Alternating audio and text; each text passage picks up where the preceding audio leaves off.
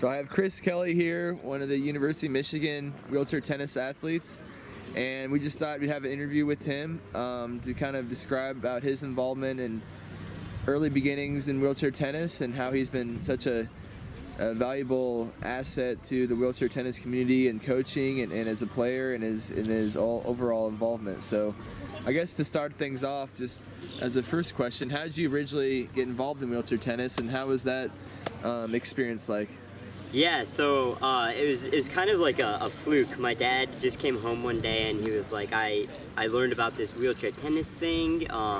He saw like a flyer, an ad for it, and he was like, it's in Grand Rapids if you want to check it out. I'm from Grand Haven, so it was about a 45 minute drive.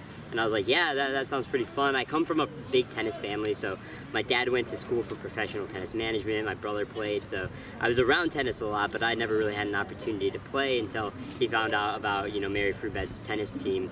So I came out to one of the practices, and I was like, oh, that looks so cool. So they got me in a sports chair. I started hitting around a little bit, and I loved it, so I continued.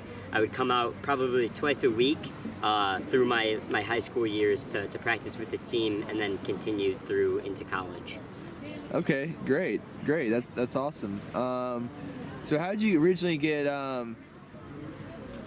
understand about the University of Michigan Adaptive Sports Program, and how did you get hear about it and originally get involved in that? Yeah, so I saw an article saying that Dr. Okunlami was starting adaptive sports, and I saw that he was starting with basketball, so I just kind of reached out and I was like, hi, I'm a wheelchair tennis player from the west side of the state. If tennis is ever anything that you're interested in, or you think you might want to start tennis at the University of Michigan, like, let me know. I'd be happy to help, or I was looking at grad schools at the time, but since tennis was not offered at Michigan right now, I was still looking at the school, but I didn't know if that's where I was going to end up. But I kind of reached out to him, just kind of getting a feel for if tennis was ever going to be at the university, or if that was something that he was interested in possibly getting started. And he reached back out to me and he was like, yeah, no, we would love to start a tennis team. So I started to pursue that a little bit more and ended up getting into Michigan, and the rest is kind of history at this point. That's great to hear, and you've been a valuable asset to the team, and everyone's happy to have you.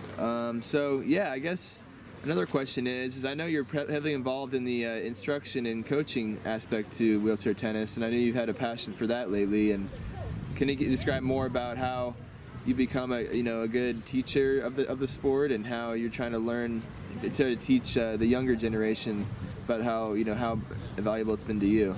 Yeah, definitely. So I'm on the USTA Midwest Committee right now, and one of the things we do is we travel around the Midwest, putting on like camps and clinics for kids. Prior to me being on the committee, though, I would still travel around every once in a while and help out at these camps and clinics.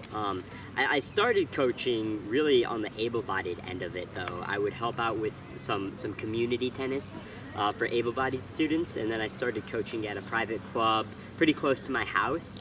And then I was asked if I'd be willing to help out with the junior team for Mary Free Bed. So I'm currently the head coach for the junior team at Mary Free Bed. I still travel around the Midwest to do some camps and clinics and stuff like that. And I always help out with the Mary Free Bed junior camp doing tennis instruction as well. And I mean, I love it. I love seeing the kids' passion for tennis grow, kind of like mine did. And I think since I've had a great experience in wheelchair and adaptive sports, it's a good opportunity to give back to the community.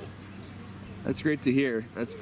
You've done some amazing things for the community, and especially with having your roots here and trying to become a great advocate of the sport and instigate opportunities for others, that can try tennis and appreciate all that it has to offer. So it's good to hear. And if there's, I guess, do you have any visions for the University of Michigan Adaptive Sports Program, or just kind of, I know you're studying sports management, and you're I think you have all that experience and wealth of resources from Mary Free Bed. I'm just kind of curious, what do you think the future looks like for Michigan Adaptive Sports at the university? Yeah, so I mean, we have had an insane year so far of growth. I think that it kind of went beyond what anybody was expecting in this first year. We performed excellent at nationals. We got a lot more athletes than we were anticipating, and even in a year of COVID where there was a lot of uncertainty, a lot of having to take breaks here and there. We really excelled as a program, so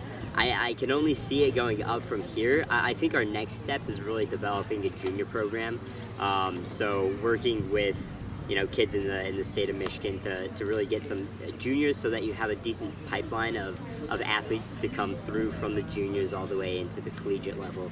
There are other universities that are doing an excellent job in adaptive sports, so I think we can absolutely see what they're doing and learn from them, and also develop our own sort of program the way that we best see fit. But I would like to see a junior program go, and then obviously recruiting some top-notch players, and getting the community involved to make sure that Ann Arbor is really like a hot spot for adaptive sports.